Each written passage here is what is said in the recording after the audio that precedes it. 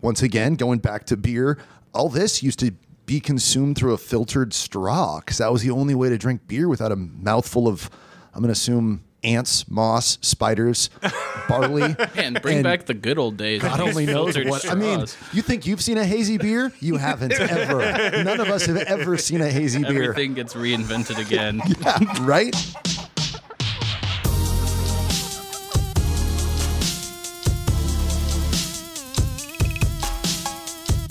Welcome to HenHouse Unruffled, an audio companion to the beers of HenHouse Brewing Company.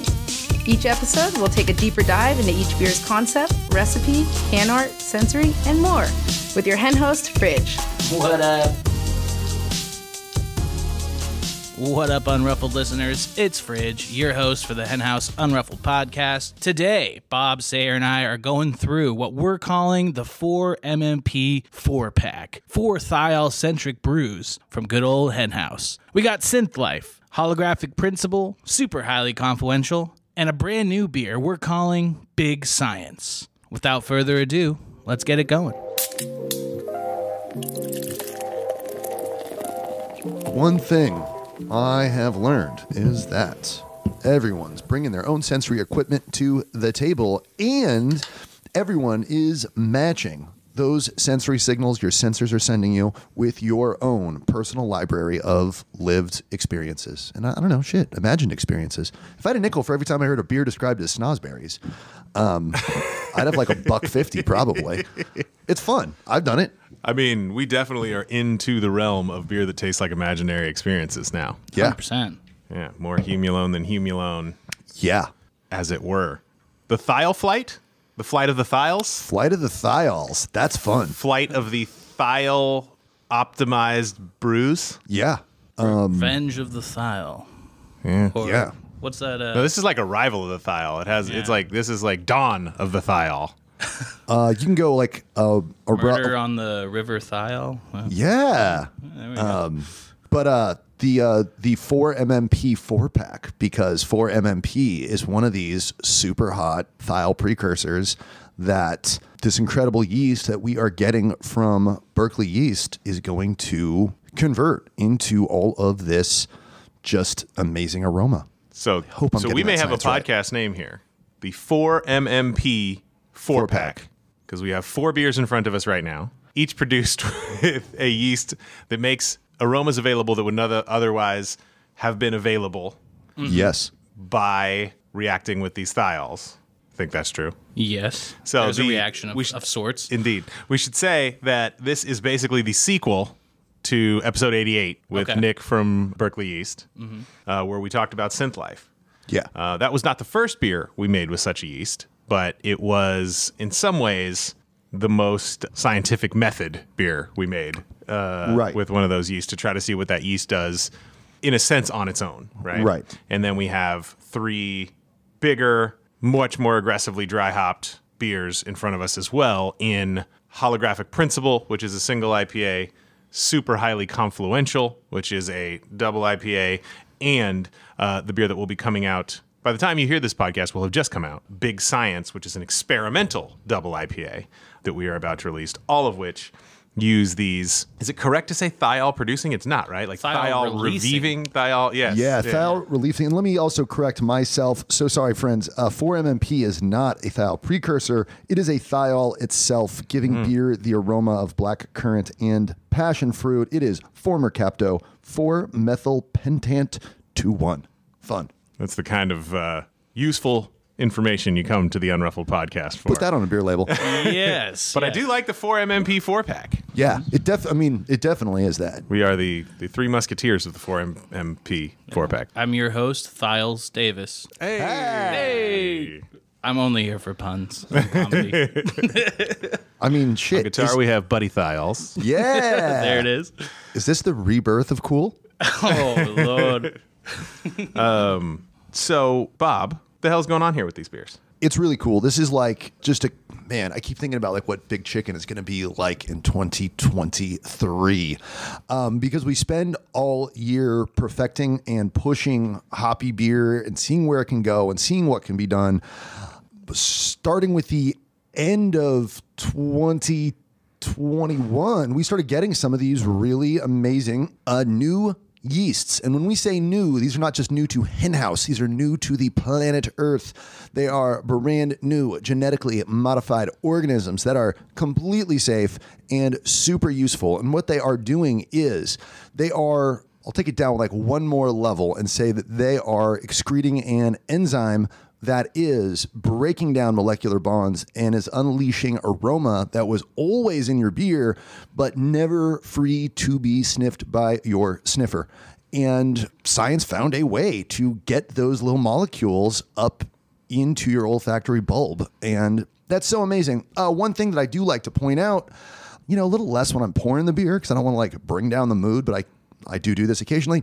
As we enter a world that's maybe going to be a little hotter, and things will be a little weirder, this does point to a way that we can make really, really, really aromatic beer. And particularly with the experiment we're doing with Big Science, this is a way for us to use less inputs. We love using hops from Yakima, Washington, and from all over the place, but they all got to come to us. It's not like Santa Rosa water that just comes out of a pipe. So something is being filled with diesel and is moving those ingredients to us. So if we can use a few more, it's a lot easier to ship yeast from Berkeley than it is to ship incredible Nelson Sauvin hops from New Zealand. Let's see what we can do with this. We'll make, I've talked about it kind of being for, a more challenging world, but let's move away from that and greenwash ourselves a little bit and just say, hey, this is a fun way for us to have a slightly smaller impact on the world with each beer we're making. If we can deliver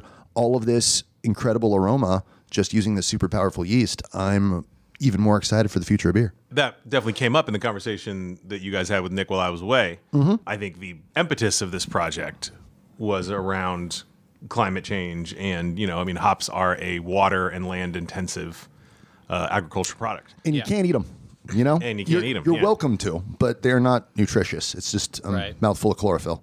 And it's not like the goal was to replace hops entirely.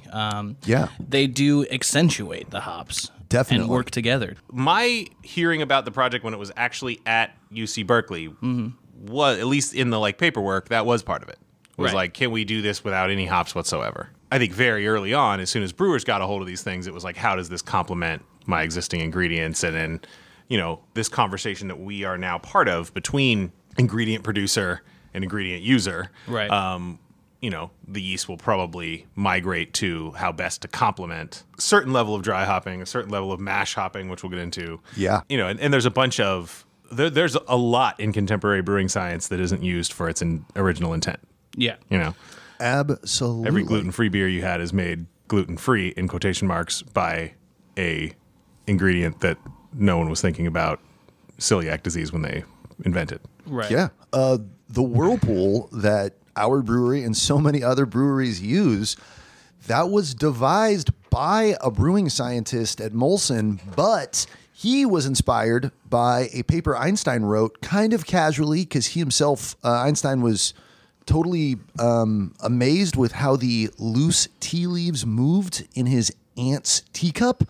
So he said, what is the deal with that? And just on his level, it was kind of like a little throwaway, fun project he was doing, me researching the Grateful Dead or something so it can be a blurb on a beer can. And then the folks at Molson found that paper and were like, oh my God, I see how this completely applies to beer and an issue that we're having that we could solve with this. And boom, now I pity the brewery that doesn't have one of those. And Einstein did not care a fig for craft beer. And also, Louis Pasteur did not care a fig for beer. He was just really mad at Prussia and wanted France to make better beer so he could literally rub it in Prussia's face. He called it beer of national revenge. That is his term. Really? And didn't drink. It's amazing. Dude, we got to make a beer to guard called the Beer to Guard of National Revenge. Yeah. Although, in the contemporary climate, perhaps we want to avoid that. Also, maybe this isn't the country to be throwing that whole kind of thing around. Well, and then to reinforce the point that I'm kind of making around the original intent for a process and ingredient and how it gets applied now, I'm sure the problem Molson was solving by spinning their beer in a whirlpool was not, I need to get even more hop aroma in this thing. Definitely not. Right. And then they become an essential step in the process for the contemporary IPA because you extract different aromas from either a late boil addition or a full dry hop addition when you're adding hops in the whirlpool. Was the original intention of the whirlpool to remove particulate? Is that I what? believe so, because that's for? what Einstein himself was curious about. Why this is in a time before tea bags. We don't think of those as a super crazy modern invention, but they absolutely are. So it was just loose tea in your cup, and then you like tried not to drink it. Once again, going back to beer, all this used to be consumed through a filtered straw because that was the only way to drink beer without a mouthful of, I'm going to assume, ants, moss, spiders, barley. Man, bring back the good old days. God only knows what. Straws. I mean, you think you've seen a hazy beer? You haven't ever. None of us have ever seen a hazy beer. Everything gets reinvented again. Yeah, right? So Einstein was like, how come all of my aunt's tea leaves collect in the center of her cup and don't spread out against the edges of the cup? What's the deal with that? So he wanted to prove to himself how that worked and really understand it. It's the difference. Let me weigh in, because I really grasp Einstein super well. It's the difference between centrifugal force and centripetal force. Yeah. And someone at Molson did think that's a way I can get crud out of my beer that I do not want in there. This is a little thing called trub, which is related to hot break. These are proteins that coagulate in the boil that we don't want in our beer, and you definitely don't want in your beer, and even homebrewers don't want in their beer. It's a very regular thing, and the Molson guy, this is in the 30s or something, the Molson guy had some Molson welder just start working on progressively better and better pipes until he got that whirlpool thing working, and then... it was a Canadian brewery, right? Yeah. Molson. Yeah. They have the literal maple leaf on their can. Are they still around? Yeah. Oh, man. Zach Kelly, leap I haven't across had this beer from table. them. Anyone you know who's worked in the Northeast or likes hockey has put down a bunch of Molson Canadian. So, thinking of Dave Rosefield then. Yeah. Oh, huge shouts to Dave Rosefield. Also, Molson has a little branch here in the States, in Colorado, a small little brewery goes by the name of Coors. They got a mountain on the label. I don't know if you've seen it, but yeah. I've heard of those guys. Yeah. They're on the rise. Really committed to cold chain, I've heard. I was just reminiscing about the brewery tours because a lot of these stories that we were just talking about would be familiar to the fine folks who have ever gone on a brewery tour with Bob. And I may have also had a butchered version that I was repeating from Bob's original script. Yeah, I mean, they aren't my stories. It's stuff that happened, So did Einstein invent the gravitron? Is he the reason a bunch of kids in the 80s were vomiting on themselves at the fair? I feel like Einstein's work proves that all the children should collect in the center of the gravitron in a big pile. That's the centrifuge right there. That's the centrifugal force situation. Got it. Okay.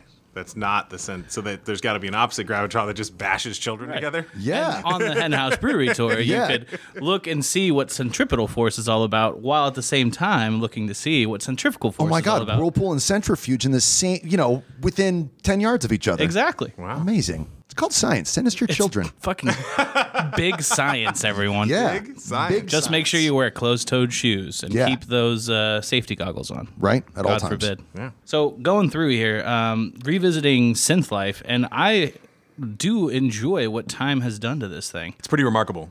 It makes me bullish on big science. So we should say we've got beers in front of us. This is actually my first taste of super highly confluential because I was in Hawaii when that beer was released. Oh, this beer is freaking slappy. Yeah. But As the that's kids are got to saying. be getting on close to 7-8 weeks old. No, not that much. No? I want to say that was like a 6-9 beer, but 6-9 being June. But yeah, I Now think we're like 7, so we're pretty close. 7 weeks old. Damn. Yeah. Time flies when you're having super highly confluentials Indeed. after work. And then Synth Life is approaching 2 months, if not already passed. Yeah, I think it's past that time. And then Yep. Holographic Principle is what, like 2 or 3 weeks old? Maybe 3 weeks? Yeah. And Big Science was packaged. Brian was waiting at the brewery less than an hour ago for Zach Kelly to hand him those 4-packs off of the packaging line. So 0 days old, ranging to 8. And why that's important is one of the things about hop aroma, especially late in the process, the kind of hop aroma everyone has grown to love in the IPA, typically contributed via dry hops, is extremely volatile and falls away very fast. fermentation-driven aroma, wine drinkers out there would know this, lasts and evolves in appealing ways over time. And so, to my nose/palate, when Synth Life was brand new, it was a sulfur bomb. And now it really smells almost exactly like New Zealand Sauvignon Blanc. There's still a fair amount of sulfur there, but there's a ton of tropical tart fruit, that gooseberry, which is a funny thing that's a tasting note for everyone because like no one in this country's had gooseberries, but it's like halfway between a really tropical fruit like lychee and a like tomatillo. Oh, wow. Yeah. So it's got the like bright, intense, but tart. And I just like smell that all day in the Synth Life now. And the fruit is definitely coming forward over time. And so it's not just fermentation where these yeasts are doing some transforming, because the fermentation is done on Synth Life at this point, and it's been kept very cold. There's all kinds of things that happen as oxidation happens, another thing over time that I certainly don't understand at the level of a brewing scientist. Yeah. But it has really transformed that beer and taken it to a place where I like enjoy it now, and particularly know where it's from, makes me really, really bullish on where Big Science might go. Because with Synth Life, as I say, it was basically a control experiment that does not have a dry hop, does not have any of the things that you would normally do to impart, dry hopping is kind of like a last second cheat code to make sure the thing's going to smell awesome almost no matter what's happened, right? Like, no doubt. I'm going to layer this amazingly beautiful aroma over the top of this beer, and maybe you find what's underneath it, and maybe what's underneath it complements it. I think that we can get into how these things work together really beautifully in Holographic Principle, in my opinion. But Synth Life, we didn't do that. It was just trying to see what that yeast would do, given all of the precursors it's supposed to interact with. Right. So you look at these recipes, they're a whole bunch of Pilsner malt, usually, right? Yeah. It's mostly like, that's a great question. I'm actually not super up on how the malting process contributes to this, like to what degree you malt your barley and how that builds on this stuff. I just know that oats and wheat, which you gotta have in a contemporary hazy beer, are not going to give you those thiol precursors that you're looking for with all the barley. And that's what makes Big Science so exciting, and like this recipe so exciting, is that it's really built for that. Synth Life is built in, this is like, in my humble opinion, Synth Life is built to try and help these styles along and be this cool experiment, and let's see what this can be. Also, I think we've like learned more about this stuff as a species, and definitely more as a brewery, between Synth Life and Big Science. With Big Science, it's like every step of what we do is specifically to make this a Thiol-Optimized beer, and it absolutely flies in the face of all contemporary double IPA recipes that you hope will sell. How so? It is bonkers. We've got Saaz hops in the mash. I can't say that without laughing because it's crazy. Although we did put some Saaz in early birds, because Saaz hops were in Eye of the Hawk. Yeah. So this kind of woody, spicy, not like chili peppers, but like baking spices kind of hop that frankly no one nowadays wants in their IPA, like really revealing itself to you.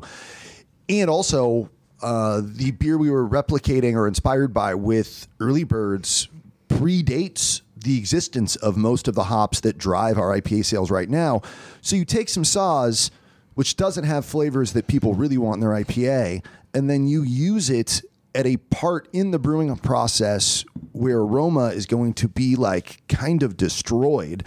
I read someone writing about how mash hopping, which we did with Big Science, was really only used by really aggressive IPA brewers in the 90s who were doing it to just kind of say, we found one more spot we could pack some hops in, and like, you're not really going to taste it. But just so you know, we threw in even more hops because we could, and we wanted to show our commitment to you, the customer, that we have put hops in at every square inch and every moment of the brewing process that we possibly could. But Saaz specifically added to the mash is going to build these precursors. And it's just so crazy. And then you look at the recipe as being all barley, 100% barley. That's going to be a translucent beer without a bunch of haze, without a big pillowy mouthfeel that everybody loves so much. You know, I love a big pillowy mouthfeel. It's great. But, oh my God, you cut out the oats and the wheat, and then the dry hop is less than 100 pounds. I don't know if we've ever done a double IPA with a dry hop of under 100 pounds in the entire... This is a 60 barrel batch. Yeah.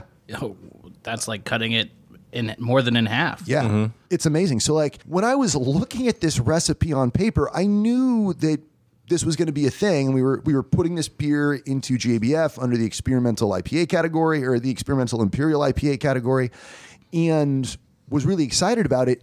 But I actually didn't know fully what all of these steps were. And then as I started looking up a couple of things about mash hopping, I saw how mash hopping is super involved in building up precursors for all of these Thiol-Optimized yeast. Like, we love ours from Berkeley, but they aren't the only game in town. More and more folks are jumping on this bandwagon. So what that really means is that with a lot more yeast producers offering this stuff up, it's just going to be even more ubiquitous out in the market. And now homebrewers are going to start getting their hands on this stuff. And let's see where this goes. So what are these precursors exactly, you know? I could read a little bit more about that and find that out. But so these are like the molecules that the yeast is going to rip out and share with our noses that were normally not going to be. They were always going to be in there. They just weren't going to be available. This enzyme, it's something lysase. It is hydrolyzing molecular bonds. So it is breaking these molecular bonds and freeing these molecules in the liquid. So we're trying to pack our beers with whatever the thing that is being bound up and then cutting it all loose with this Thiol-Optimized yeast. Yeah, and Saaz specifically is a variety of hop that is going to help that effort. It's Saaz is one of the best ones to use in mash hopping for Thiol-Optimized yeast.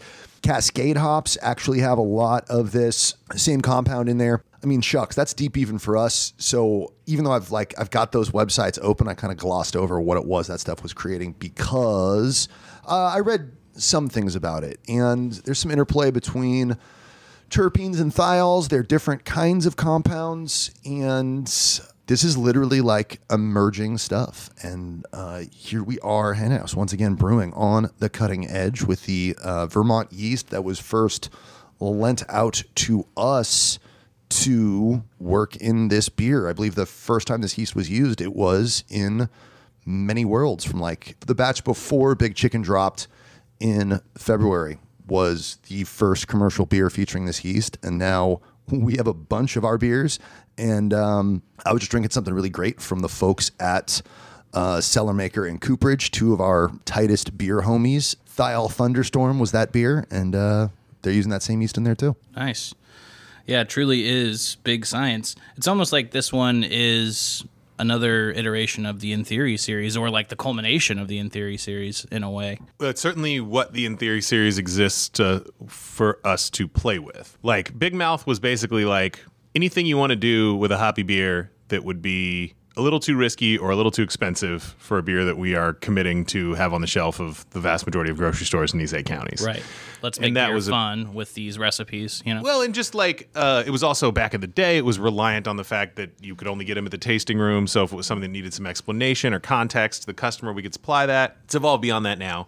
But it wasn't as like direct. And when we came up with In Theory, I was sales manager then, and I was like, you know, like we had thought and we had kept any IPA we were sending out into the market in cans, I don't know, safer, for lack of a better word, and like had a lot of information on the label and all these things. And then I was out in the trade, and it was just like, man, there's a bunch of haze on these shelves that says like nothing, that like informs the customer of nothing, and like it's just much more like a video store experience, right? Like, yeah, you're gonna, that looks cool. Yeah, let me take that home and check it out, right? Yeah. And so that's what I brought to the table. And right then, Mike Guilford, our quality director, was having these conversations with Berkeley Yeast about these yeasts, and was like really excited to have a program where we could develop recipes around, because we should say, tropics is what they call essentially the part of the yeast that is that enzymatic thing that slices open the bonds and allows access to these compounds that create these aromas.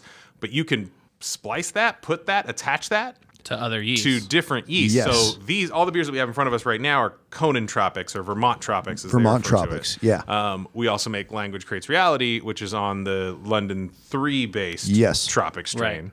And So they're calling that one London Tropics. London Around these here Tropics. parts, we were calling that Juiced Tropics for a Juiced, while yeah. because London Tropics now actually a thing. keep your missions down, friends.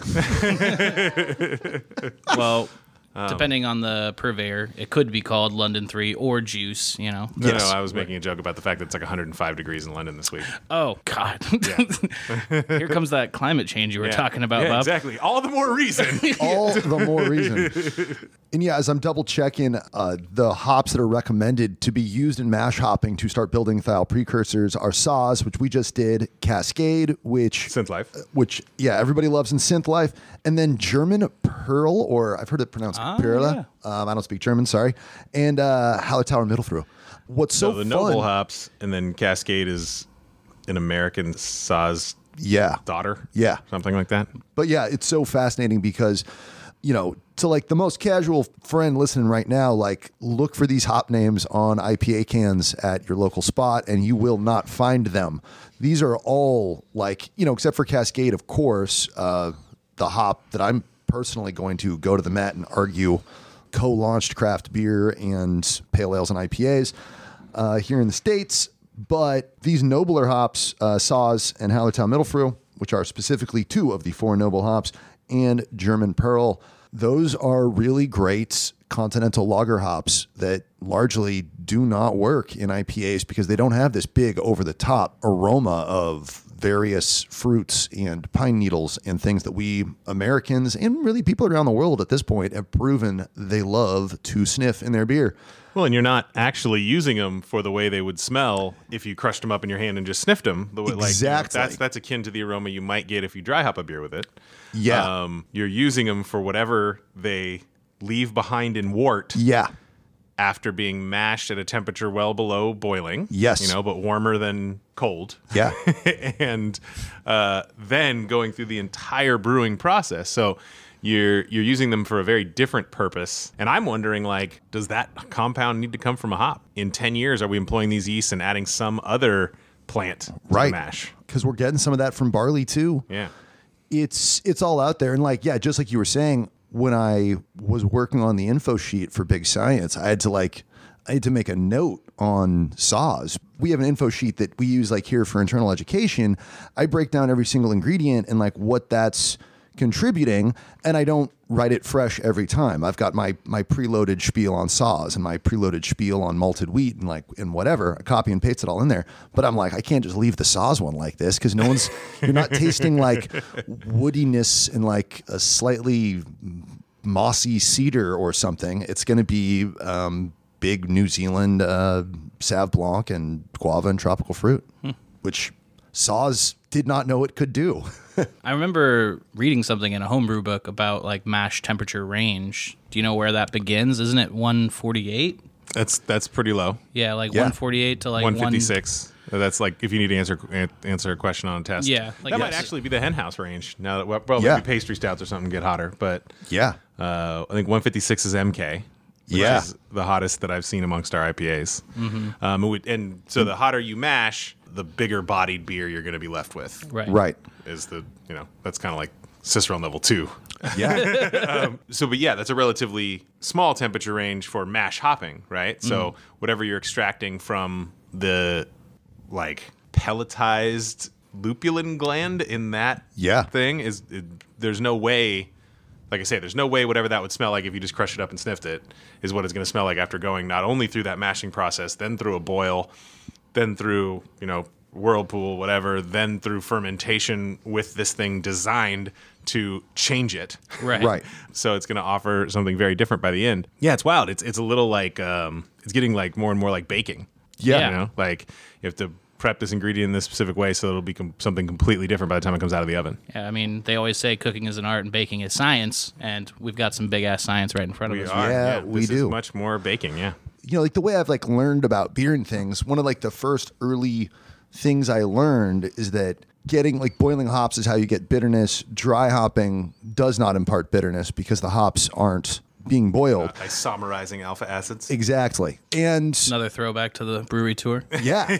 And yeah, that's something I learned about mash hopping. I know that you don't mash as hot as boiling temperature, but I don't know exactly what the deal is. And one of the things included in some stuff I was reading about mash hopping to make beers like this is you can actually pull your hops out of your mash and then plop them in the boil and then isomerize them in there. You're not going to get like any aroma contribution, but all of that bittering potential remains. Whoa. And so you're getting like even more bang for your buck. You're like, Throw them in a spider or like a bag or something. Yeah. You need a bag. Otherwise, you're going to be like, Your hops will be covered in cereal. Grape nuts. Yeah. You're going to have a problem.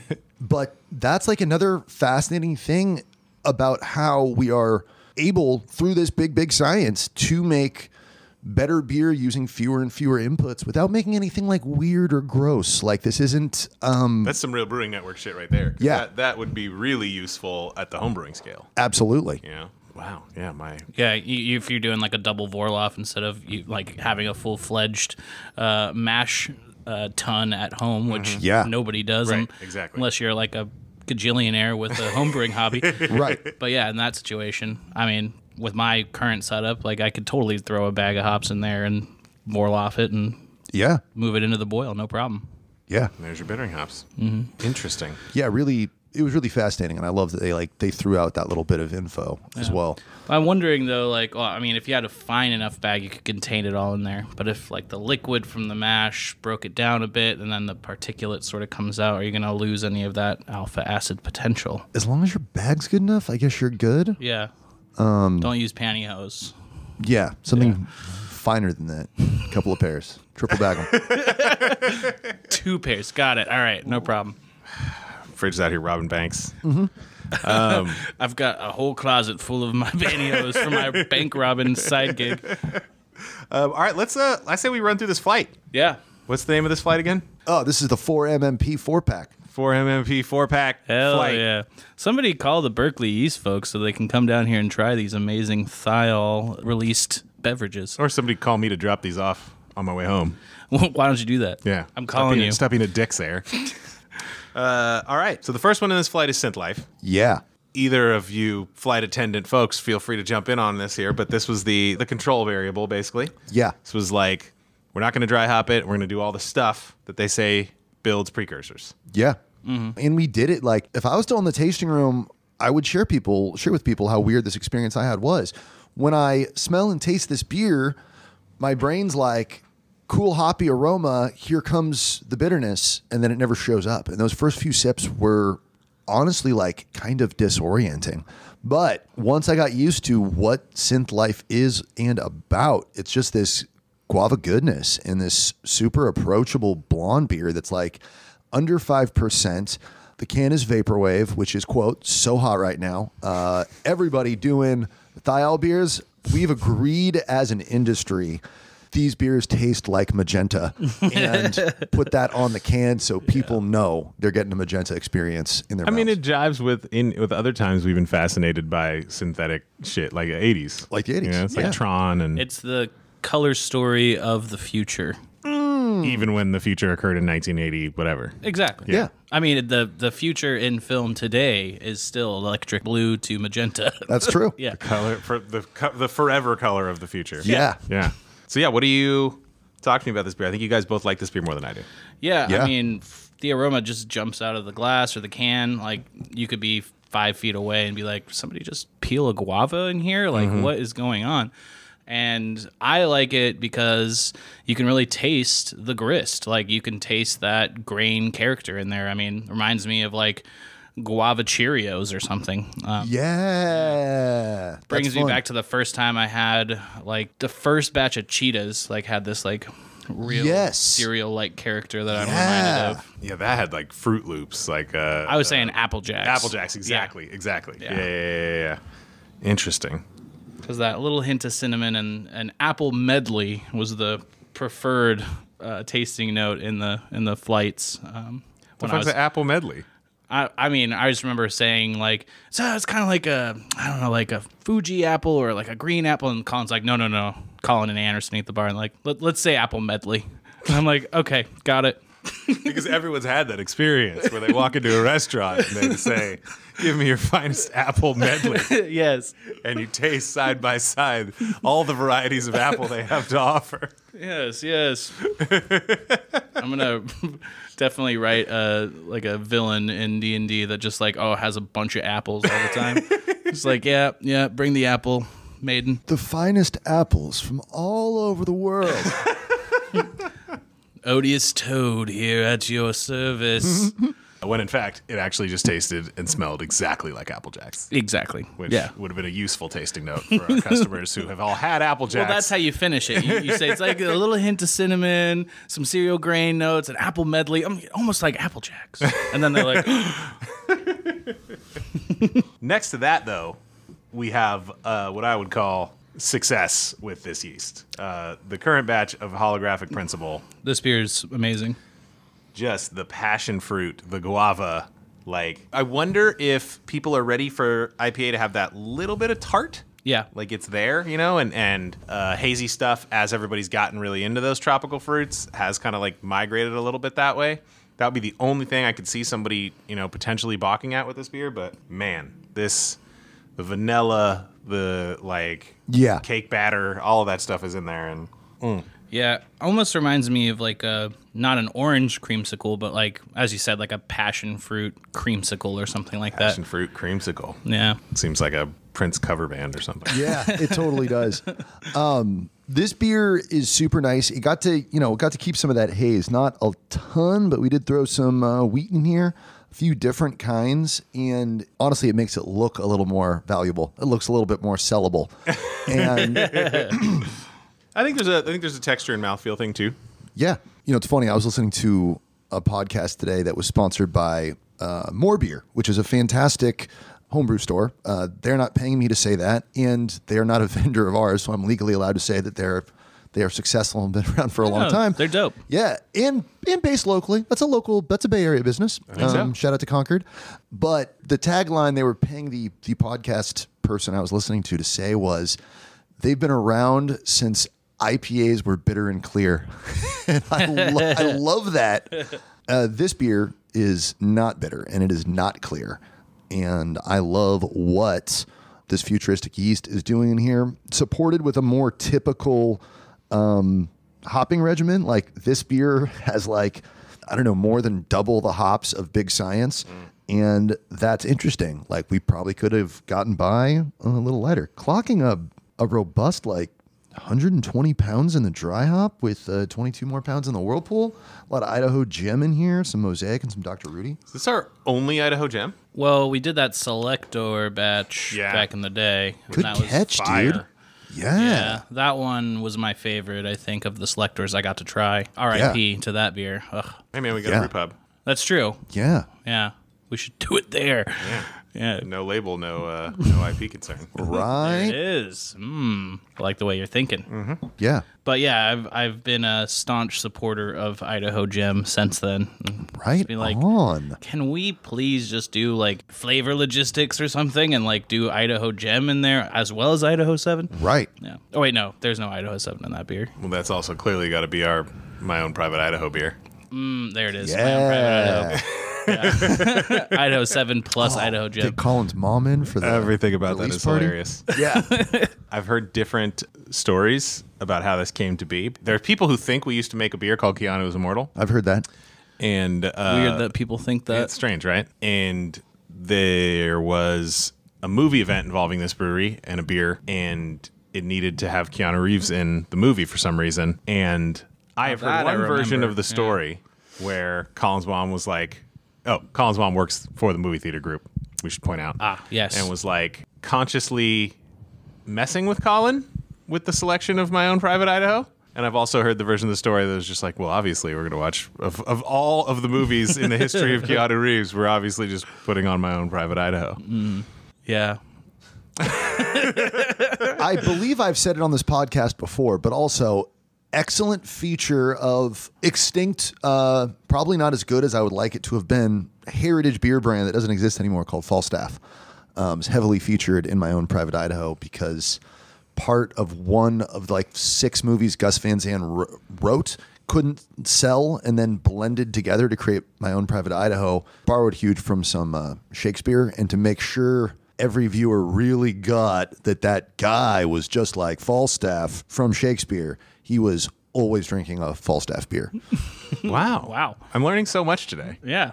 I'm on to big science, unless anyone has anything else they want I to think say. we were about still at holographic Super principle. Highly. No. Oh, you're doing Highly's Super Highly last? Okay. That's where Fridge put it. Fridge put it on the edge when he brought it. I did. My mistake. But yeah, this holographic principle has turned out delightful. It drinks like an IPA. Like there's none of that kind of thing I was describing with Synth Life, where it's like disorienting to have all of this great guava flavor, which to me is hop flavor, which means that some hop bitterness is on the way, because I'm drinking an IPA with Synth Life. Like, you know, it's a little bit light bodied, and I don't really actually taste the alcohol in any of these beers, even though they're really different. Synth Life, to me, you know, it smells like an IPA. If someone handed this to me and said it was an IPA, I would say yes, because what style other than IPA smells like this? Nothing else smells like this. But I'd be like, there's something weird I can't put my finger on. And based on kind of a lot of what I've been reading lately, I actually do think there is a bunch of science on how these molecules age. I just haven't bumped into that yet, but I'm really bullish on the shelf life of these beers, and I find that to be really fascinating. How do these molecules oxidize? Well, I mean, we will literally find out. Every week is like we're a definitely new week. finding out with Synth Life already. Like, I think there's Yeah. I think even if you loved it when it was new, be very hard pressed to say it's not better now. Which, that's the first beer in the history of beers that smell like that at this brewery that we could say that does about. better with age. Right. Yeah. So that's a good transition into big science, which is off the canning line hours ago. It's fresh as can be. Literally. Yeah. It is still being packaged. Mm-hmm. There's definitely that sulfurous nose there from chasing all those precursors. But particularly once you get it on the palate, I think the fruit starts to come out. I like it. Because I have had a few sips of it already. But on the nose at first, I'm getting that like slight acetone thing too. Yeah. You know, which I think might have been there in the first time I drank Synth Life too. Mm-hmm. Maybe that's what I'm perceiving instead of sulfur. Yeah, it's interesting. Like, do these yeasts that are we going to end up in a place one day where thiol IPAs are lagered? Whoa. That would be wild. Yeah. Yeah. Or like, if the yeast needs that chill out stage to blow off some sulfur and get to where it needs to be, how do you then layer the hop aroma into it that you want and not have it go away? Maybe Right. bring the two hype trains together and do like a thiol cold IPA, or have we already done that? I think they do have a lager strain that does this. They do. Yeah. And a Kvike strain. Good Lord. That's some Jeff Goldblum Jurassic Park shit. Yeah. I'm getting like some candy apple on the nose that I'm like really, really enjoying that I wasn't before. I'm getting a lot more out of this as it's warmed up, which isn't, you know, I do that a little bit with every beer that I'm drinking, but like not a lot. I've been warming this one up like I would if like a pastry stout, and it's paying off huge. Yeah. When you say candy apple, you get caramel? Yeah. Like, no, like not caramel apple, candy, that bright red one. Guy? Yeah. The sugar apple. Yeah. Yeah, I think it's really floral personally. Getting like white flower, maybe rose water, you know, a little rose water action. But I think that's like the guava essence from that thiol releasing magic mixed in with the other hops in this beer. I can't wait for people to get this label. It gets labeled out in the world too. Oh, this label is incredible. My word. What's cool too is like it has all the like HenHouse characters. The hen's on there, the cannibals are on there, but it's also just like if Josh wanted to design like 4 different breweries, he could. Oh yeah. It's just like not a complete divergence from a lot of our normal themes, and it just looks awesome. This looks like the cover of a book. Like, yeah, it's awesome. It has big like 60s vibes. Like this would be like the animated start to a sitcom. That's like that's all I see from the graphics. That is absolutely the B and the G from Big Chicken, but the I is this cute little like science beaker with some like gradient laid over it, and then the font that says Big Science is like totally different. Like Yeah, big, we've never used that font before. Nah, big ass opening sequence to a 60s show. Oh, I see where you're going vibes there. on there. Yeah. And then Like I Dream of Jeannie. yeah, exactly. My Three Sons, like Partridge Family-ish maybe. Anytime like the opening was animated, and as a little kid I'd be like, this one's going to be a cartoon. And then it wouldn't be at all. People showed up. Yeah. And I'm like, oh, no, Nick at Night's not for kids, I guess.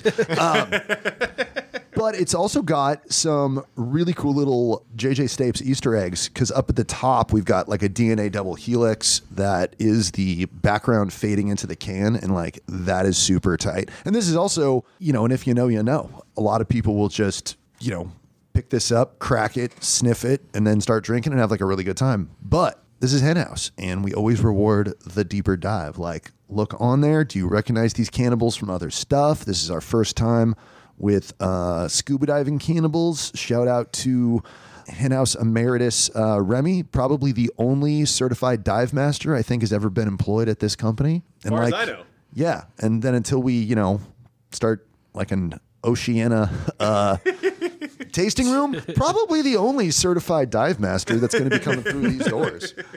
Underwater HenHouse. Hear me out. Love it. Yeah. It's probably irresponsible to release drunk people into the water.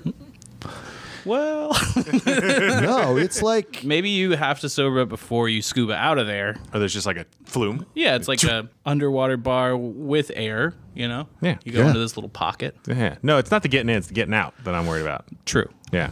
Maybe there's a, Like the thing that when you shoot. an elevator, yeah. No. Well, yes, that's much simpler, but more fun. More fun. I'm picturing like the mail shoot, like bank. Yeah. A pneumatic tube. Yeah. Exactly. We just Yeah. put people in the pneumatic tubes and shoot them back onto the land. Yeah, you got to make sure that you're not wearing loose-fitting clothing. Right. Right. End up looking like you teleported and left your clothes behind. And last but not least, we have Super Highly Confluential. This is funny. This beer came out right as I went on vacation, so I'm having my first taste of it. You guys got to hit me to what's going on. I mean, I'm aware of the collaboration with the NorCal Beer Geeks. I'm aware of Mr. Peter Lopez and his influence on the beer scene in Northern California, and that we've been doing collaborations with that awesome organization for some time now. Yeah. But I Peter's don't know. living it up right now in Greece, I believe. Oh, yeah? Yeah, on a vacation for the first time in years. Well-deserved. All right. Well deserved. Out there His in wife Santorini forced him taking to take Instagram content. the vacation. Yeah, I'm sure like hired goons to like put him in a sack, throw him on the airplane. One of the hardest working individuals I've ever known. Yeah. And everyone should support his business, which I will not say what that is without then having another couple of accounts mentioned. Yeah. People know. But tell me about this beer, guys. This beer is incredible. Each year, Super Highly Confluential gets better, in my opinion, and this is the culmination of those years of efforts. Absolutely delicious. My favorite double IPA on the board. If I see that on the list, I'm drinking it. Maybe not my first one, unless I've had a rough day, but certainly finishing the day with this beer. And in the concept of these beers, like, what level of dry hop do we have here since we've got the Vermont Tropics working for us? It is slightly dialed back. It looks a little bit more like a regular dry hop. We're clucking along at around 88 pounds, which is a lot more than Big Science has, almost double. But we did adjust this recipe a little bit on the grain side, and it's 2022. And so we're like, yeah, we want to improve the aroma. So let's dial back the oats and the wheat, and let's pump up the barley so the beer smells like guava. And that's what we did. I'm actually taking a gander to see exactly how much we shifted things around. I'm diving deep to look at old versions of this recipe. Didn't we mess around with fermentation temperatures on all of our double IPAs recently? Ooh, that's probably true. I think that has really improved all of our double IPAs as far as that je ne sais quoi saying, the smoothness of the beer. Yeah. And it is just extremely quaffable. The most quaffable version I've tasted, and I would say that about a lot of the double IPAs that have been coming out over the last 6 months. But yeah, this beer used to clock like between the Whirlpool and the dry hop, like closer to 140 pounds of hops. And then we increased the barley by 50%. That's not 50% of the total recipe. There is nearly twice as much barley as was in there all the previous years that we brewed this beer. It used to be 60% barley, and now it is 90% barley. Wow. And that is to give this yeast precursors to transform for us. To me, this finish is richer than the other beers we've got in front of us here. Yeah. Is it mashed hotter? Is it just starting higher ABV or ending up higher ABV? It is just a whisper stronger. Yeah, I thought it was the strongest of the bunch. It is the strongest of the Why I bunch put it on the end. by Way to go, Fridge. 2%. 0.2%. Yes, thank you. Goodness. Yes, by 0.2%. Well, it definitely finishes much, much sweeter than Big Science. Yeah. Yeah. Yeah. But it is also like doesn't have a lingering like flavor on the palate as much. It kind of a quick finish, which I really enjoy. I think that adds to the quaffability of it, personally. Yeah, I like a little bit more of that body. I am really interested to see how we have changed the temperature on this beer, if we have. That's something I don't traditionally look into because that is going awfully deep for someone getting a beer at the bar. But, you know, while our info sheets are exhaustive and, dare I say, exhausting, Yeah. they're all based on real questions I have really gotten from real customers trading us money for beer. And every time someone asks me a question about that kind of thing, I'm like, all right, that thing's going into the thing. Gonna add it in the info sheet. Huge shouts to the anonymous 21, 22-year-olds who 5 years ago asked me what hops were in a beer, and I proudly rattled them off. And then he said, and I know this person's age because I physically carded them myself. Then they said, but what are the parents of those hops?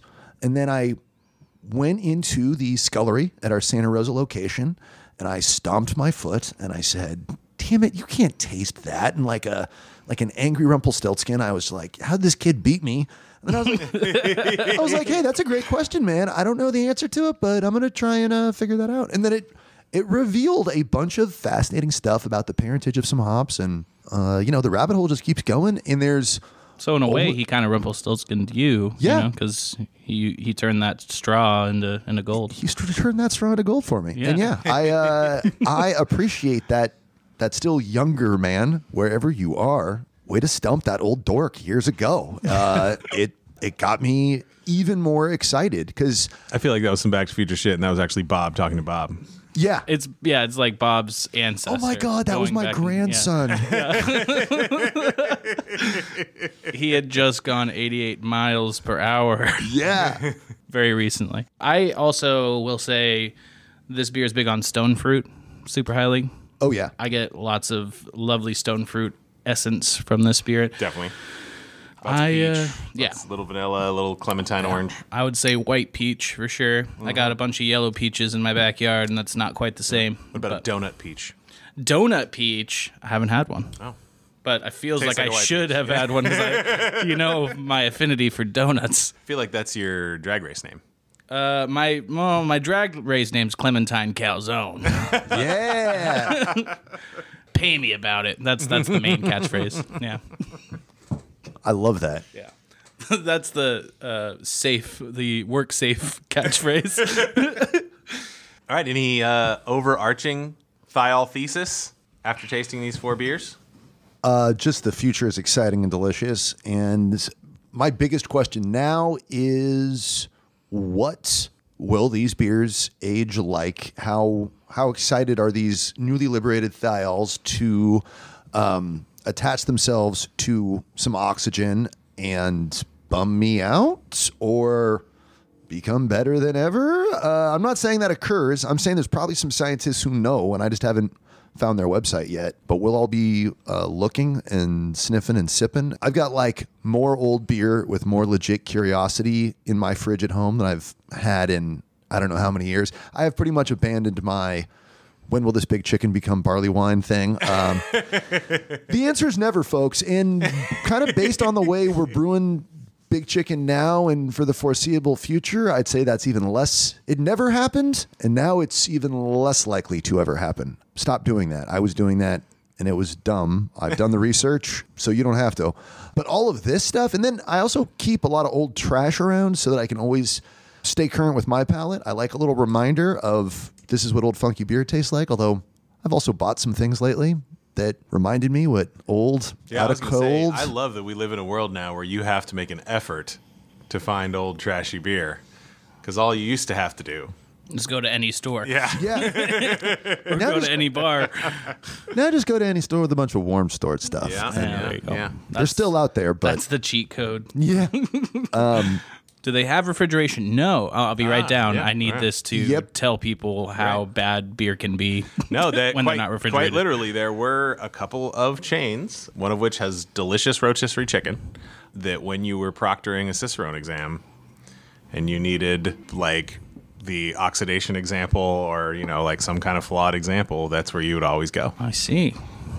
Yeah, I bought a new cold IPA that I was excited about because it's an emerging style and I want to consume as many of them as I can so that I can get a grasp of what everybody's doing with it. And I bought a collab from two of the most excellent and most important breweries in American craft beer and in the great state of California. And their beer that I was paying money for in July was canned in March, and it tasted like it was. And I didn't even look at the date because I knew it would just, none of my business. I bought that beer for a very specific reason, and I didn't need any more information. And then my tongue told me the date because I stay on it, and the date was too long ago, and I could taste it. Thankfully, most people who buy that beer do not drill on what old oxidized beer tastes like all the time, and they'll just be like, "Oh, this was cool. I'm excited to try this new style from these great breweries." And I bet you that beer was absolute fire in March or my birthday in early April. And buying it after the 4th of July was just not the time. Yeah, I mean, I would say that I'm really interested to see what the future of Thiol beers can be.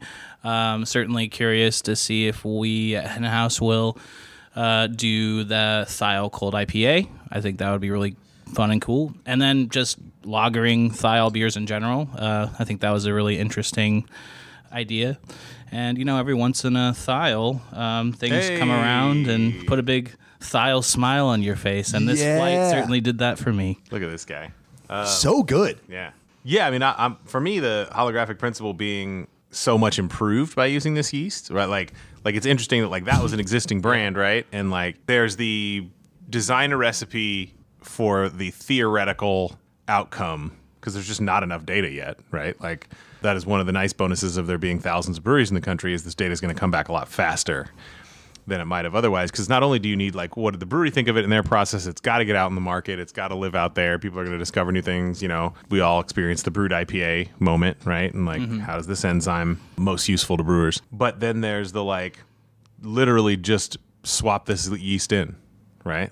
There's a bunch of beers made on Conan. Swap in Conan Tropics and see what happens, right? 100%. So I'm interested in that as well. And I'm very, very excited to see what develops out of Big Science. And how long before we notice Synth Life falling off a cliff? Or is this fermentation driven journey just going to last a year? It's wild. It is wild. Yeah. What's going to happen is the malt oxidizes, the interplay there, as it picks up honey characteristics, will it turn into an even sweeter fruit kind of a thing? Wow. Or absolutely fall off a cliff and you're just oh, it isn't like cardboard. It's like cardboard and feet and barf. Cool. Maybe. We'll see. I mean, will the can lining outlive the flavor within? We'll find out. I mean, I will definitely be finding out because I will have these beers stored away. These beers are all going to be excellent for the shelf life and consumption window that is printed on the cans, as is the date. Please check the date. Please check the consumption window. But I'm talking about definitely going MF and far beyond to see what might be out there. Are they getting more delicious? I would be surprised. But I'm very excited to see how their deliciousness will change, fade, evolve, anything like that. This is big science, and we're on the bleeding edge as HenHouse has remained. And now, Sensory First. Welcome to Sensory First. We're going to take an even deeper dive under the hood of the beers of the HenHouse Brewing Company. I am Bob from the marketing department here with Brewmaster Zach Kelly. And we are talking about Synth Life. This is our blonde ale at 60 days. It has come out already. Hopefully people have been getting a big kick out of it. It has stayed popular and poppin', both in our tasting rooms and in my personal fridge. Is this the most fascinating beer that I have tasted in 2022? I'll tell you, if it isn't top 1, 2, or 3 most fascinating things I have tasted, and this beer is brewed with a cutting-edge Thiol-Optimized yeast. This beer is brewed to take advantage of the things that this yeast will do by being genetically modified to secrete an enzyme that will liberate aromatic molecules that would have otherwise remained trapped in solution in the beer, completely ignored by any flavor or aroma detecting system the human body has. We have figured out, through the power of science, a way to release aroma that has been encoded in the barley, and we get all of these guava, passion fruits, New Zealand Sauv Blanc characters appearing in the beer. This beer is 2/3 of the way through its shelf life, and I would argue it's hitting as hard or harder than ever. Everyone at the company's kind of experience of this beer has been really different.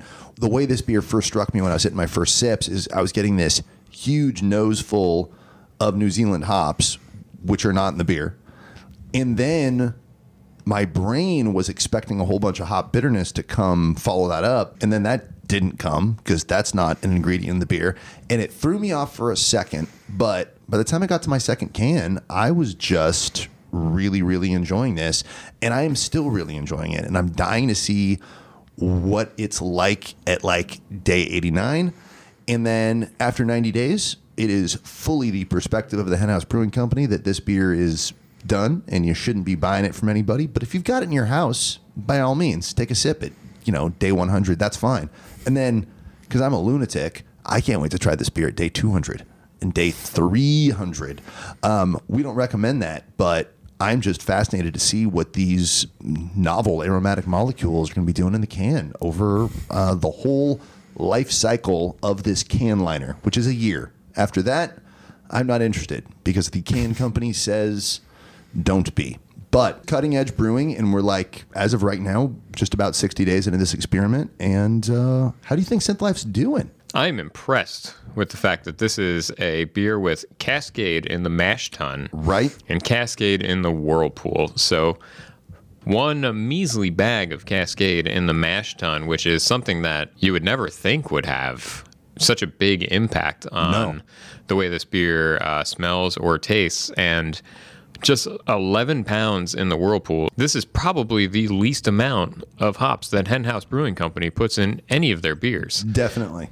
The typical aromas that you're getting out of Cascade are, the descriptions would give you grapefruit and orange and whatnot. I personally always perceive like a lot of wood, like sometimes eucalyptus, but like, tree bark is something that I tend to get out of this beer, or out of these hops, and the fact that that is almost completely absent, and it's just huge mango. It's really grassy, which I love. I love that grassy aroma. I'm not a big wine guy, but one of the couple ways to get me to enjoy a wine is to give me a big New Zealand white wine, and which, now that I think about it, I had New Zealand hop experiences, I think, before I had New Zealand wine experiences, so I'm getting why I'm into it. But yeah, I'm really into how this beer has done. And then if you go into this beer looking for a Cascade hop experience, it's pretty much not there. But we used Cascade because Cascade is one of the hops that has been identified to contain a bunch of compounds that this thiolized yeast will unleash for us. Yeah, and for the amount of aroma that you're getting out of like a blonde ale, typically with a beer like this, you would just have this minimal amount of crisp body. You might, depending on when you've been brewing beers, you maybe would be using a northern brewer or something like that, depending on the history of your blonde ales. And this would traditionally, if you were to not use this yeast, you would be looking at a beer that is just 4.5% crispy boy, lawnmower beer, the classic easy drinking summer day, give me your light beer at the bar sort of beer. And this, we're looking at maybe half a pound-ish per barrel. Nothing on comparatively. This beer? That's so crazy to be like, we brewed this really delightful aromatic beer with half a pound of hops per barrel. my response naturally would be like, oh, a stout? Like, how did you possibly get something that delivers with the just, frankly, over-the-top loudness and pungentness of American hops that were getting American hops shunned 200 years ago by brewers, and now is getting hops imported to brewers in Europe, in Asia, in South America, all over the world to get this really, really big aromatic experience that draws beer drinkers to the bar. And the fact that we're doing it in a way that seemingly is requiring fewer inputs, that's going to be less transportation, less diesel. And then from the ingredient cultivators, they're going to, plant a little less. Maybe we'll free up some arable land for, something nutritious. I mean, please, I don't want to live a life without hops, but I do have to acknowledge that it is a spice and not a incredible source of nutrients and calories. And if the hop growers were producing something a little different, that could be a good thing for everybody. And I think that these yeasts are pointing towards a kind of a future, or pointing a direction our future could move in. And my goodness, it's 60 days. This beer is still going strong. Some folks in the team are picking up like, I'm calling them like Thiol-Off characters, which I think maybe I'm kind of a little blind to aromatically, because I've not been picking up some of the things that some other folks have been picking up. But what are your thoughts on those? Like the things that people aren't liking about, because these are thiols, these are sulfur-based compounds, and not all sulfur-based compounds are fun. No one wants a fire and brimstone beer. No one wants marathoner's sock beer. I'm not getting that at all, but some folks are, some folks do. Are our yeast providers telling us how these aromatic molecules might oxidize, or are we so far out on the bleeding edge of brewing technology that we're all still learning together? So I think we're still working through this a little bit in real time with a lot of our yeast providers and our fermentation scientific community. We have to realize that, they're developing these things and we're seeing really cool stuff, and they're doing tests and they're doing trials. And then a lot of the time for these, it's on us to experiment with these things and kind of push it to its limits, see what it's doing, take these claims and just see what happens. And on the other hand, we have shelf lives. We have, we're finding out that this beer is developing over 2 months. Is a completely different beer to me than it was when it was fresh, which, for me, it's for the better. We have some almost like a sour or a barrel-aged beer or something like that, like the flavors developed in like a really interesting way. And, just in my own head mind here, I think a lot of these researchers are going to have to find this out the same way. They're going to have to do these, and they're going to have to be like, oh, this is a cool flavor, but then they're really going to have to wait months, kind of like we are, to really see where this goes. This is going to be a continuing experiment. I'm really excited to see where this beer is at in 30 more days when it comes to the end of its shelf life. And then I'm really interested to see what this little gremlin might turn into after 6 months in my closet. Do not try that at home. That is strictly a bizarre experiment for a craft beer professional. It is not going... One thing I can tell you for sure, it is not going to be more delicious than it is right now after spending 6 months in my closet. But I'm very interested in the whys and hows and the descriptors of what is undelicious about this beer 5 months after its shelf life has ended. But for the next 30, keep enjoying this beer with reckless abandon at its completely approachable 4.8% ABV. Marvelous. Synth Life is doing great so far. Experiment successful. Cheers.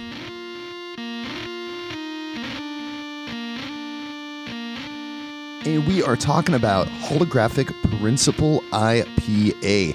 This is part of our fabulous Cutting Edge in Theory series, where we are discussing actual, genuine, hopefully testable scientific hypotheses that are even stranger than some of the stuff that we talk about with our conspiracy beers.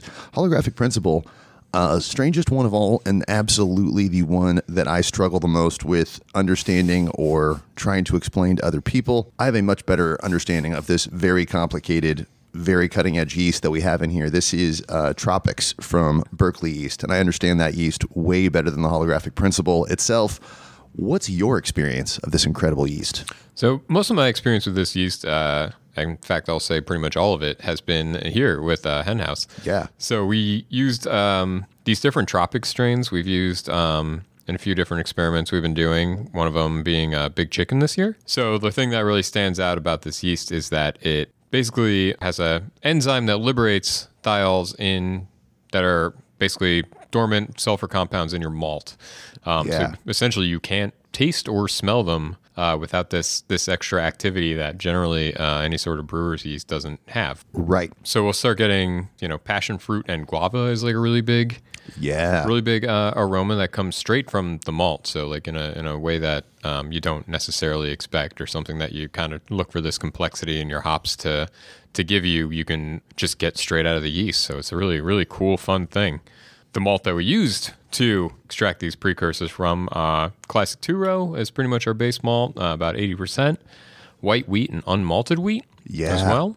So that's going to give us this very kind of medium to light gold opaque beer that we have. Right. So we're still working with the hazy. A nice charge of Mosaic in the Whirlpool gives us a little bit of strawberry nuance to go with some of this guava and like these other yeast. These yeast derived aromas. And then Idaho Gem and everybody's favorite Mosaic. Right. So it's a fun one to look at. Tastes wonderful. Idaho Gem is fun. That's another thing I really enjoy about this series of beers. I love talking about the cutting edge yeast we're using, but they also feature a lot of hops that don't pop up around the brewery very often. I think maybe we've used Idaho Gem in one other beer, but yeah, it's a fun one. And this is very different from the first time we brewed it. Did you happen to get your mouth around any Holographic Principle Gen 1 last summer? No. Yeah. So this beer used to be brewed in, if you're expecting last year's berry forward Holographic Principle, that is gone. This one tastes like a proper IPA. No berries, real or imagined, were used in making this one. And I really enjoyed that yeast. That was a super bizarre yeast that does what it's supposed to do, and what it's supposed to do is put out a ton of berry ester. And I thought that was cool and amazing, but I was the only person who did, and I can't drink all 30 barrels of that beer myself. So that has been retired, and we're using this fabulous cutting edge Conan Tropics, and it is just lovely. Yeah, big classic IPA, nice dankness, but that berry still shines through in the background, which I really enjoy. Right? You dream of that berry. Really nice hop alignment here. Mosaic's fun. We love using Dr. Rudy, pops up all the time. And Idaho Gem is supposed to be putting off some berry character. So I think that ghost of berry gemmer that's haunting this beer is coming from the Idaho Gem. Yeah, I think we went full berry. Yeah. This is just a really lovely, really approachable IPA. Are these wacky yeasts improving our yield at all? Have we started messing with that? A little bit, but for the most part, in the beers that we've been using them in, we've still been going full, IPA. Full hop. Yeah. So definitely still several pounds per barrel dry hop, several pounds per barrel Whirlpool charge on this beer. Yeah. We do have some things in the works that we're going to be trying out, a little bit lighter beers, and see what kind of aromas we can get in something that's not, aggressively dry hopped, as all the brewers love these days. Right. So we're going to start taking a stripped back approach to it and see what kind of yields and cool things we get out of that. The future keeps on happening. Tell Zicky. Yeah, I'm very excited for you all to enjoy this one. Very good. See, the puns do come. Fabulous. Cheers. Cheers.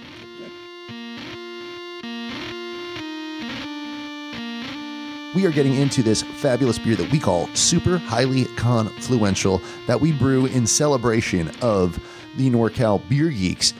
This year's version is a bit different. We have Vermont Tropics yeast from Berkeley Yeast in here doing this Thiol thing that all the kids on TikTok are talking about. This is great. We got a dash of Comet in here.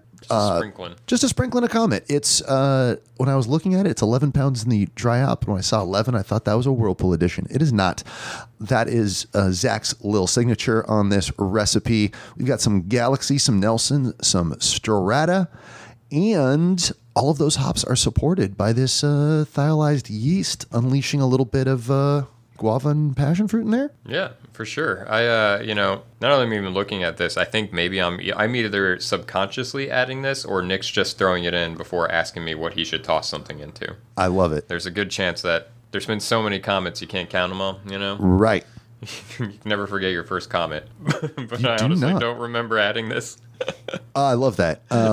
He is referring to a brewing supervisor, Mr. Nick Moriera. That guy makes good beer. He pays attention. The boss wants Comet.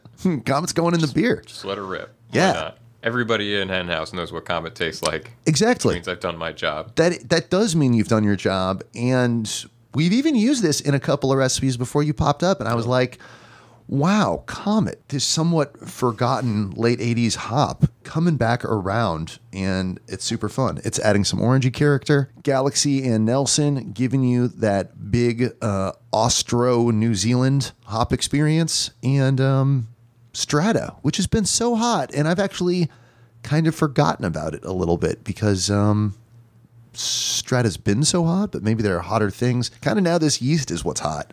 And I really like continuing to explore what this yeast can do, supporting all of this great hop flavor and aroma. Yeah, the Strata is definitely the big one on the aroma for me on Yeah. this one. Even though it is not like the dominant hop here, it's about 1/4 of the dry hop. It is presenting the largest to me by far. Right. And it's supposed to be delivering like some passion fruit character, and we're hoping that yeast is releasing some thiols that deliver passion fruit character. Yeah. Strawberry is definitely my like, first and foremost, like really full ripe strawberry. Yeah. That precious one day you have between when they're rock hard and when they start getting moldy. Right. Right. God, that is a great day. Support your local farmers market, folks. Get those strawberries fresh. Got to. Nice little bit of a boozy backbone to it. I wouldn't say it's like hot, but you can definitely tell it's about 8.5%. It is a double IPA. Tastes like a dippa. Sure does. Tastes like a dippa, presents like a dippa. Yeah. It looks like a dippa, and it tastes like a dippa. Then Might be a it dippa. must be. I mean, this is pretty translucent for a double IPA to be consumed in 2022. But this beer's turned out great, and I think that the Tropics yeast is really building on what all those hops have set up. And this is a contrast from Big Science, which we were talking about earlier, where we really let the yeast kind of prop this beer up. This is hopped to the usual amount, with that Tropics yeast delivering and layering even more aromatics on top of that, which is also fun. And now we're kind of at this point in recipe development where we get to assess whether all of these hops need to go in there, or maybe this aromatic yeast is doing some work for us, freeing these thiols. Yeah, and I think that we have a pretty decent amount of Galaxy in here. Also doing exactly the job that you expect it to. Citrus, peach, passion fruit aromas Right. is what Hops List would let you know. It's definitely a robust fruity beer. You can find the thiol boosting yeast through line between these and the other beers we're doing. It's fun because it kind of ebbs and flows a little bit. There's some where it's really oh, this is that yeast, and then this one maybe the yeast is a little more subdued, and I wonder if that's kind of because of the mash hopping. Right. So, I'm starting to get a very specific flavor I get with the mash hopping on this yeast. Yeah. But then that aroma still presents, the guava and the berries and the again, fresh strawberry. No real sulfur on it. No real sulfuric notes on this one. Yeah. I'm starting to get to a point where I can pull out some of the Tropics yeast contribution. I've met a bunch of people who are really good at pulling out hops from a beer. And if you give me a couple side by side that are single hop, I can maybe on a good day with the right kind of beer kind of make some pretty strong guesses. I have seen people sit down at our tasting room and pull hops out of our beer and start calling them out in the recipe, having never seen it. And I'm the more I learn about sensory, I'm I swear what you're doing is literally impossible. There's no way. But I do think I'm getting a handle on what these stylized optimized yeasts are contributing, and that's fun. I look forward to kind of developing my own personal sensory journey with just these compounds and getting to a point where I can start arrogantly calling out the yeast used in a beer from tasting room to tasting room. Yeah. It's a level of douchery I'm looking forward to getting into. It's almost that that ground floor thing too. You know, like we're here and we're just like using this yeast and trying to put it through its paces, and so we're like becoming very attuned to it, like out the gate. Yeah. Which I think is really interesting. It's like, you know, people are using Cascade for 50 years and blending things like well before we were drinking beer. Yeah. But like the stylized yeast is like, this is a new thing, and like we're putting it through its paces and we're trying different beers with it, and we're just being able to find it, you know? Right. And it's interesting to like even think about everybody's got their peculiarities and like things that they pick up in different beers. For sure. Myself, I'm like pretty sensitive to water a little bit. I'm getting more sensitive to water. I'm starting to be able to tell a little bit. Like I can definitely tell like if a brewery doesn't have a carbon filter. Yeah. You know, there's some stuff like that, and like a little bit of like yeast temperature. I can tell when something's like fermented a little bit hot or a little bit cold sometimes. So it's like weird, like the things that not only do you become interested in, but also like start honing in on. Right. And Bob's starting to hone in on yeast. I'm getting there. You know, first I learned what Hefeweizen yeast was like. Can call that one out pretty good. Not to brag. Lactic acid. I can detect that in a beer pretty good.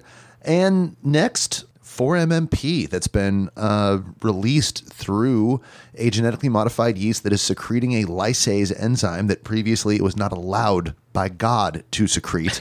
And we've gotten in there. We got it secreting in. And I'm like, oh, judging by the passion fruit character of this barley, this must be like from like southern central Manitoba.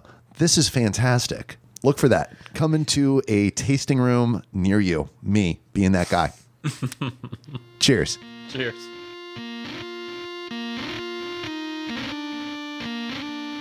We are drinking Big Science, our experimental double IPA brewed specifically to impress the judges at the Great American Beer Fest and brewed to really be cutting edge. We are using amazing yeast that we've used in a few other beers called Vermont Tropics from the good folks at Berkeley Yeast. And this is one of these yeasts that is taking the beer world by storm with all of these thiols that it is releasing in the beer. These are fascinating aromatic compounds. This is why this beer is called Big Science. And I have personally been calling this recipe an example of Thiol-Optimized brewing. How do you feel about that term? I think that tracks. So, you know, if listeners of the podcast will know that some of these tropics yeast basically unbind sulfur compounds that are naturally occurring in your mash and in your beer that you would just never be able to perceive. And when this happens, you're essentially getting some like really like almost New Zealand style hop Absolutely aromas. And so for this beer, you know, some of the Omega and some of the Berkeley research has said that the hops that bring this out particularly well are some of like the old world hops, such as like a middle fruit, or in this case, we ended up doing some Czech Saaz directly into the mash. And then also our old friend Cascade. So we ended up putting a whole bunch of Czech Saaz in the mash. We put some Cascade into the whirlpool, see if we can get a little action there too. Yeah. And then the grist is 100% barley. That's part of it too. It is so wild. I was reading this recipe and writing this stuff and looking at this recipe. Like I knew about the barley piece. If we are trying to build thiols that this yeast can release, going with all barley in there is really helpful. What's really popular in hoppy beer nowadays is having lots of oats and lots of wheat in your grist to really haze it and fluff it up. But that is not a source of would-be aromatic compounds that we are trying to release. And then, I mean, Saaz hops in the mash, that is not how you sell a double IPA in 2022. And as I was looking at it, I was like, this is clearly the thing. Then I started looking into it, and the internet was like, yeah, this is how you do it. You throw some Saaz in the mash. Wow. And then our dry hop is pretty small because of all this, because we're hoping that, and I'm certainly smelling this yeast having this enzyme that is releasing all of these aromatic compounds. Otherwise, my nose would not be able to smell. And it's doing literally a lot of the heavy lifting. And that allowed us to get by with 50 pounds of hops in this beer, which is small for a DIPA. Yeah, for a double IPA, I think we're coming in less than 2 pounds per barrel, which is usually something that we're, you know, even our regular IPAs tend to come in, even our pale ales in some cases come up towards 3. Exactly. You know, so we're using a very mid 2000s amount of hops. Yeah. And like I'm getting a really big like fruit punch. Yeah. And for something like, we've got a dry hop that's got a little bit of Comet, because again, it's a Zach Kelly recipe. Right. Some Cascade and some Waiti. Waiti has like a nice like peach sort of aroma to it, but it's still a fairly delicate hop. Cascade being very woody, or sometimes I get a lot of wood often out of Cascade, but grapefruit is another one of the big ones. And then Comet, of course, my favorite, the old tangerine rind. Yeah. I eat an orange every day, so maybe that's why I like Comet so much. But I'm still getting like a lot of like Jolly Rancher, fruit punch. Yeah, that stone fruit thing comes through really well. Wow. Right when you were saying peach, I was getting like big like peach character that I usually find off of like a barrel-aged sour beer, and that has had like a whole bunch of fresh peaches that are pretty much left alone to sit in that barrel, and it really came through. This beer smells great, and it smells different than it did when we were recording the rest of the podcast y'all been listening to just a couple of days ago. Oh no, insider secrets revealed. I'm really excited to see kind of where this beer continues to change and evolve. Sulfur, which pops up in a lot of different things, whether it's the brimstone you smell from making a deal with the devil, or something that you get in some fresh eggs that you're cooking, or you're hanging out at a hot spring. Sulfur is everywhere. We'd be nowhere without it. But some people get more of a specifically sulfuric character and less of a fruity character. It's been interesting to watch this beer be a little bit more polarizing around the brewery than, I would say dang near anything we make. Sometimes our barrel-aged mixed fermentation, more complicated things, those can be polarizing among the team members. But, I mean, usually dippas are delightful, and that's kind of all you have to say about it. But this one is getting different reactions out of different people. And I am big time on team guava fruit, passion fruit. That's what I'm getting out of all these beers with the thiolized yeast. But some people are getting different stuff out of it. It'll be interesting to see how the market reacts and how the judges at the Great American Beer Festival think about Big Science. Come on, Gold. Yeah, can't wait to hear it from them.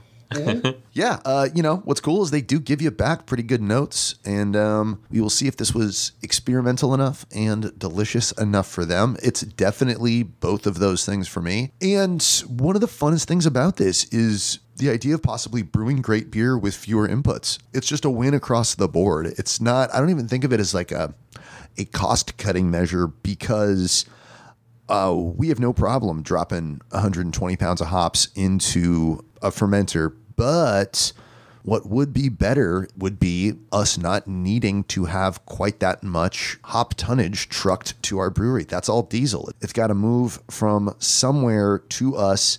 That's kind of rough on the old planet. As we throw hops into these fermenters, they're going to suck up beer like little tiny cute sponges, and that's going to hurt our yield. So if we can find a easier, simpler way to make more and more delicious beer using fewer inputs, it's just a win all the way around. So I'm really excited to see what this stuff can do.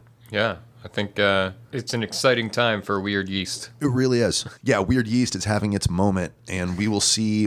It's so fascinating, too, to see like what this weird yeast idea is, this brand new thing that people are going to be working with. And then when that becomes, regular and then maybe passe as brewing continues to move forward, what kind of crazy things are folks going to be thinking about to do that, Yeah. Pastry stout traces its origins back to a simple beer for super poor folks working the London docks.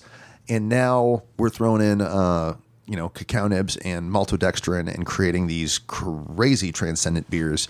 So who knows what people do with this stuff in a while. Yeah. I'm excited to see whether or not this becomes like we've unlocked it. We figured out the tropics. Right. It's time to go. Everybody go. Gold rush. Yeah.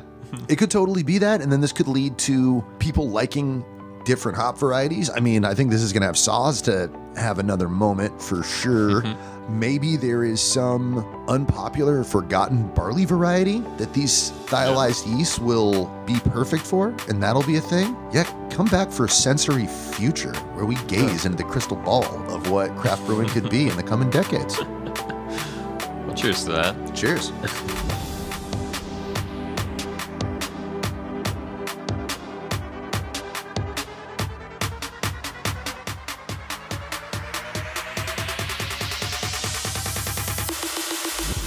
HenHouse Unruffled was created by Anna Scott. We record at HenHouse Brewing Company's Palace of Barrels in Petaluma, California.